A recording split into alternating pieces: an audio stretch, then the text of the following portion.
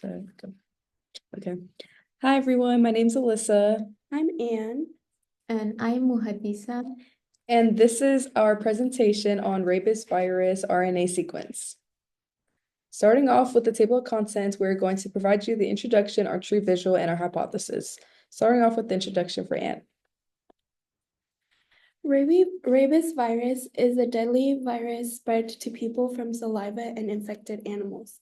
Rabies virus also is transmitted through a bite.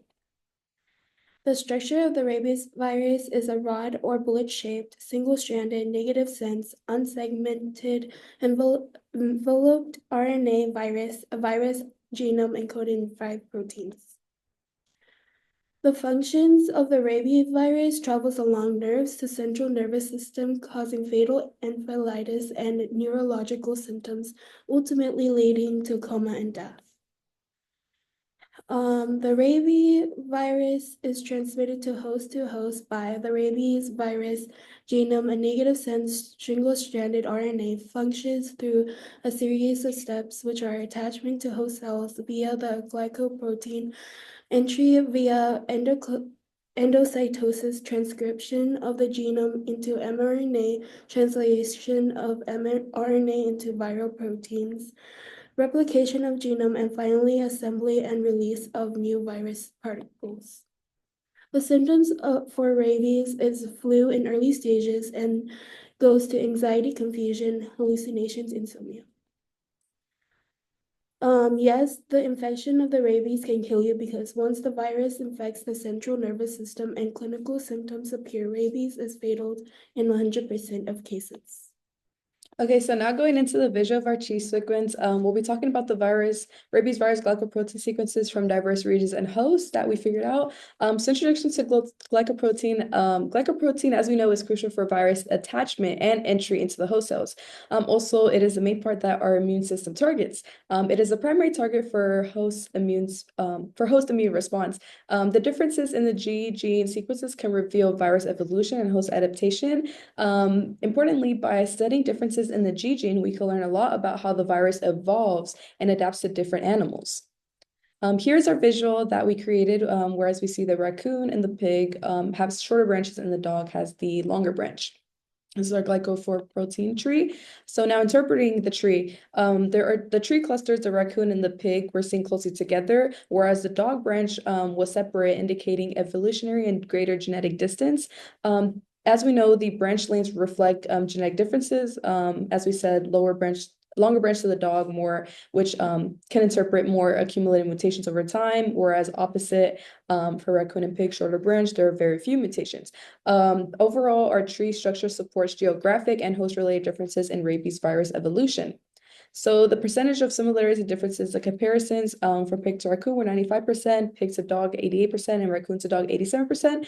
Our main differences that we found out were that it was due to point mutation single nucleotide changes, as there were no large deletions or insertions. Our conclusion is that raccoon and pig strains are extremely closely related, and this suggests similar viral behavior and host cell interactions, whereas dog strain is much more genetically distant, which can inferred possible changes in effectivity, host preferences, or immune evasions. Tracking percentage similarities often helps us monitor for viral evolution, predict spillover risk, and design effective vaccines. So the significance of our similarities and differences is that there is close similarity between raccoon and pig, which suggests that there were recent common ancestry or cross-species transmission. It is important to understand these differences as they help in design broad spectrum vaccines. It highlights potential risk of rabies virus adapting to new hosts. So the glycoprotein gene was present in the strain in all of the dog, raccoon, and pig. As we've seen that the dog and pig were from China and the raccoon was from the USA. All these three strains contain a complete glycoprotein G sequence. And now I'm going to present the hypothesis. After we knew and understand how dangerous can rabies virus be, and we made the tree and saw that how genetic changes can happen in rabies virus. So we made this hypothesis: genetic changes, mutation, and evolution in rabies virus gene can decrease the effectiveness of an existing vaccine. So to get to know how the vaccine works. So vaccine is basically a killed or inactivated form of rabies virus, which does not cause any kind of disease. It just triggers the immune system. So the cell has memory and it's going to remember, and they're going to release some antibody against the virus when in the future any kind of rabies virus get into the host cell will remember that and release the antibody to kill the virus and prevent the infection. So for it's important for people who works in clinics that they are curing animals, they have to take this vaccine. To prove our hypothesis or test our hypothesis, we have to answer some questions and do some investigation to see if our hypothesis is right or not. The first one is does the vaccine works best in US works in Africa as well? That's important because we know and there's like different geographical location and mutation can happen. So we tested and we found out that the Global Health Organization approved that rabies virus that works in US can work in Africa as well. So they made like global organization to work and provide vaccine for everyone in around the world.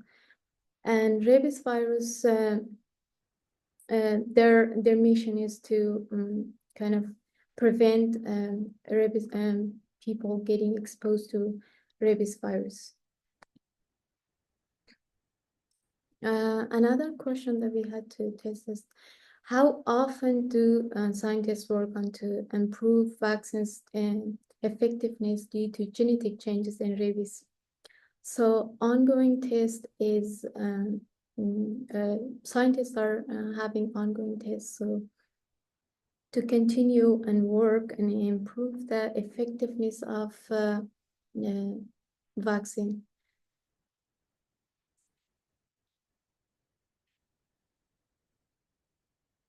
Another question is that that scientists, and it's not a question, but we found out some information that scientists are making different type of vaccine to improve the effectiveness of it, and they're making some mRNA, DNA, and immune response strategies to improve the effectiveness of vaccine, and their mRNA and DNA vaccines are more effective.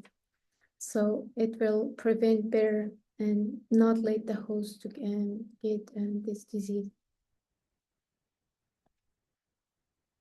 Another question that we had to test is that does genetic changes decrease the effectiveness of vaccine? We had to test it and find out some research. So genetic changes in a mutation in rabies virus glycoprotein like R333P changes can reduce the effectiveness of vaccine and induce the antibodies by up to 13 times. And a single amino acid change in rabies virus glycoprotein can increase virus spread and enhance the pathogenicity, and mutation in rabies virus can cause weakened vaccine strains to become stronger and more harmful. Can vaccine fail to prevent rabies due to genetic changes in virus? In the US, some wildlife like skunk carry rabies virus that are less responsive to vaccine and making wildlife vaccination harder. So certain virus of variants of CVS11 rabies virus can resist neutralization by standard rabies vaccine and leading to reduced protection, and this shows that genetic changes in virus can impact vaccine effectiveness. So the research that we did and made the tree, it approved our hypothesis. Thank you for And listening. thank you all. And here are our resources, all that we used. Thank you so much. Thank you.